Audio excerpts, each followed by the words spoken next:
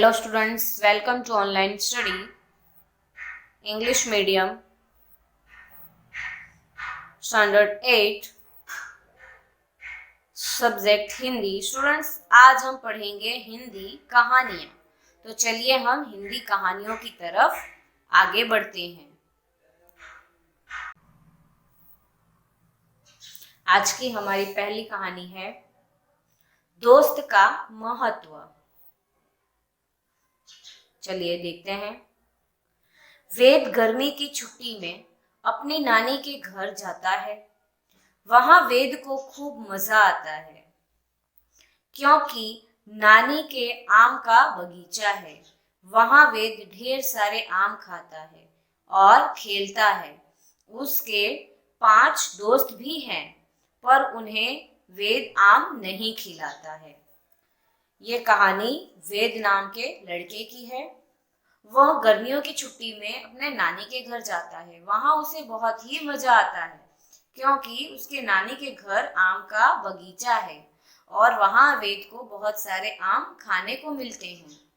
और साथ ही साथ वेद के वहां 5 दोस्त भी हैं, लेकिन वेद उनमें से किसी को भी आम नहीं देता। एक दिन की बात है, वेद को खेलते खेलते चोट लग गई। वेद के दोस्त ने वेद को उठाकर घर पहुंचाया और उसकी मम्मी से उसे उसके चोट लगने की बात बताई। इस पर वेद को मालिश किया गया।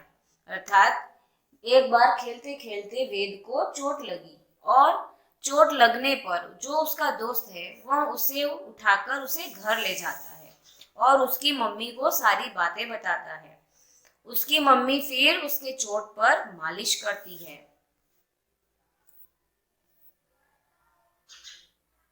मम्मी ने उन दोस्तों को धन्यवाद किया और उन्हें ढेर सारे आम खिलाए। वेद जब ठीक हुआ तो उसे दोस्त का महत्व समझ में आ गया था। अब वह उनके साथ खेलता और खूब आम खाता था। फिर जब वेद ठीक हुआ तब वह अपने दोस्तों के लिए उसे पता चला कि जो दोस्त होते हैं उनका कितना महत्व होता है। मुसीबत के समय में दोस्त हमेशा साथ रहते हैं। इसलिए जब पहले आम के बगीचे में जो वेद है आम खाता था, वह अपने दोस्तों को नहीं देता था, परंतु ठीक होने के बाद वह समझ गया कि दोस्तों का महत्व कितना ज्यादा है। फिर इसलिए वह अपने दोस्तों के साथ खूब सारे आम खाया करता था। देखते हैं नैतिक शिक्षा। दोस्त सुख दुख के साथी होते हैं, उनसे प्यार करना चाहिए, कोई बात छुपाना नहीं चाहिए।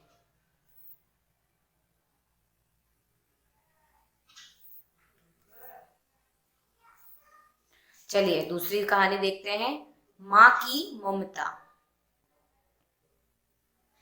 आम के पेड़ पर एक सुरीली नाम की चिड़िया रहती थी। उसने खूब सुंदर घोंसला बनाया हुआ था जिसमें उसके छोटे छोटे बच्चे साथ में रहते थे।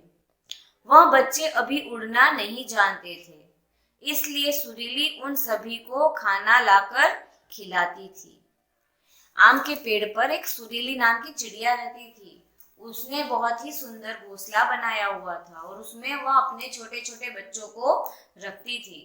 वह बच्चे अभी इतने छोटे थे कि वह उड़ना भी नहीं जानते थे, इसलिए सुरीली हमेशा हर दिन खाना खोजकर ले आती थी और अपने बच्चों को खिलाती थी।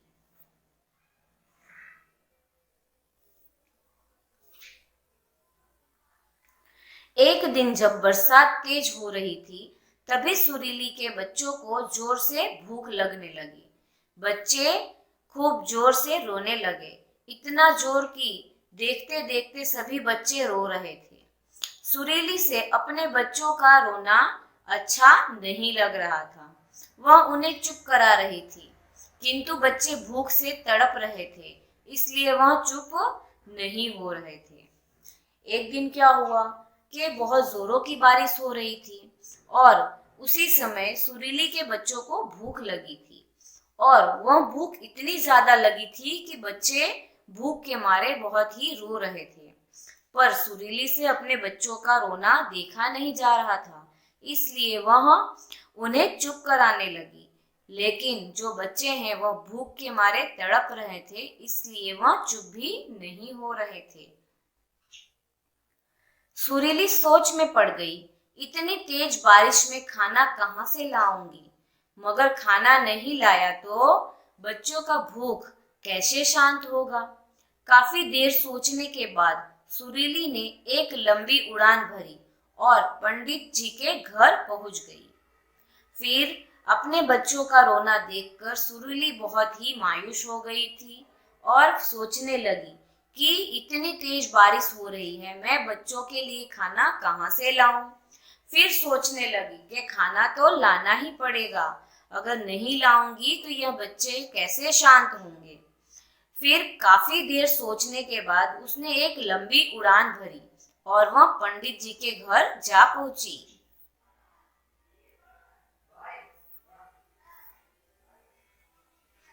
पंडित जी ने प्रसाद में मिले चावल, दाल और फलों को आंगन में रखा हुआ था। चिड़िया ने देखा और बच्चों के लिए अपने मुंह में ढेर सारा चावल रख लिया और झटपट वहां से उड़ गई। घोंसले में पहुंचकर चिड़िया ने सभी बच्चों को चावल का दाना खिलाया। बच्चों का पेट भर गया। वह सब चुप हो गए और आपस में खेलने लगे। फिर जो चिड़िया थी उसने क्या किया? सुरीली ने वह एक तेज ऊंची उड़ान भरी और जाकर पंडित जी के घर पहुंच गई। वहां पंडित जी को प्रसाद में कुछ चावल और दाल मिले थे जो उन्होंने आंगन में रखा हुआ था। यह चिड़िया ने देखा और वहां जाकर उसने अपने मुंह में ढेर सारे चावल भर लिए और झटपट उड़कर अपने बच्चों के पास आई और उन्हें वह चावल खिलाए। चावल खाते ही जो बच्चे थे उनका पेट भर गया और वह सब चुप हो गए और आपस में खेलने लगे। नैतिक शिक्षा अर्थात सीख। इस कहानी से क्या सीख मिलती है? संसार में माँ की ममता का कोई जोड़ नहीं है। अपनी जान विपत्ति में डालकर भी अपने बच्चों के हित में कार्य करती है।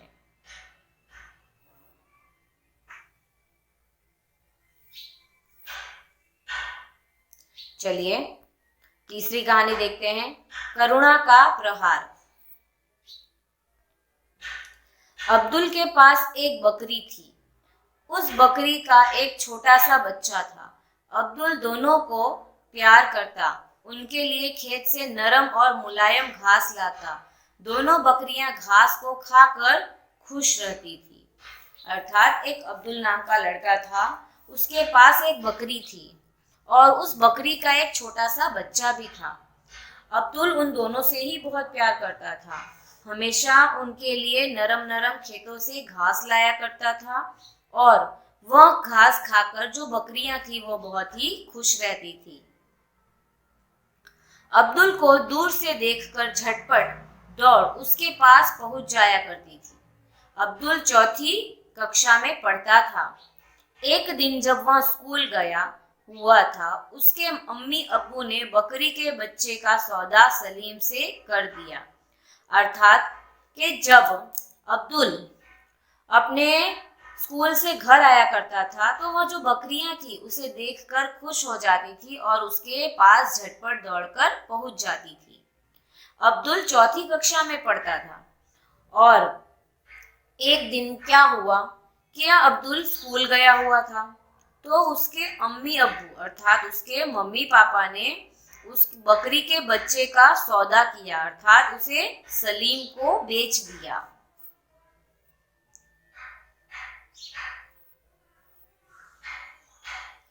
सलीम जब उस बच्चे को लेकर जाने लगा, बकरी समझ गई उसके बच्चे को यह लोग ले जा रहे हैं। बकरी जोर जोर से चिल्लाने लगी। उसकी आंखों से आंसुओं की धारा बह रही थी। काफी प्रयत्न कर रही थी किंतु वह रस्सी में बंधी हुई थी।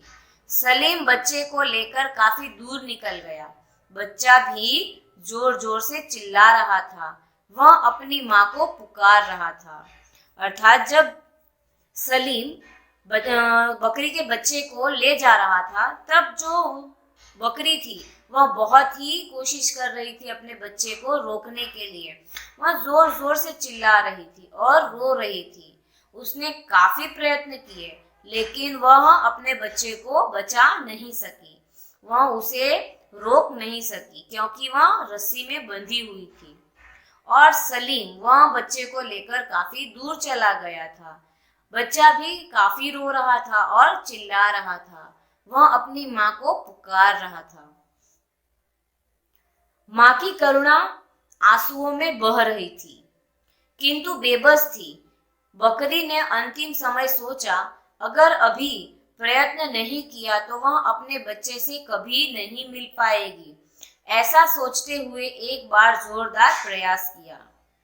अर्थात बकरी जो माँ थी उसके बच्चे को सलीम ले जा रहा था। वह बहुत ही रो रही थी लेकिन बहुत ही बेबस थी। वह कुछ भी नहीं कर पा रही थी।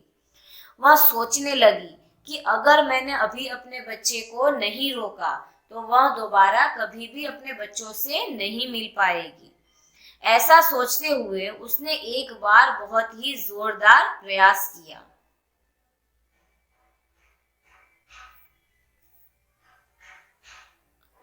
रस्सी का फंदा बकरी के गले से टूट गया। वह बकरी जान प्राण लेकर सलीम की ओर भागी। अपने बच्चे को देखकर बकरी ने सलीम पर जोरदार प्रहार किया। काफी समय सलीम को मशक्कत करते हो गई किंतु बकरी के प्रहार को रोक नहीं पाया। एकाएक अनेकों प्रहार बकरी करती रही।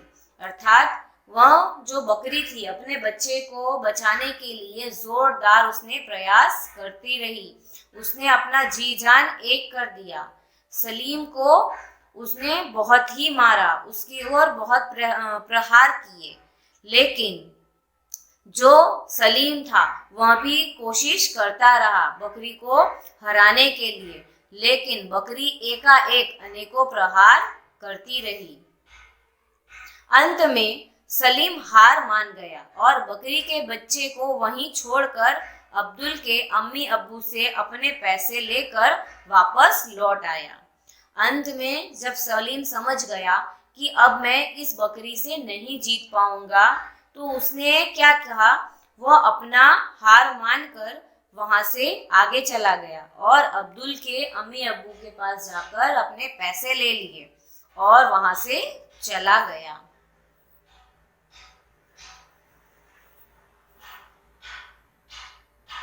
अब्दुल जब वापस लौटकर आया उसे पड़ोसियों ने पूरी घटना बता दी, जिसके बाद वह अपने माँ बाप से गुस्सा हो गया।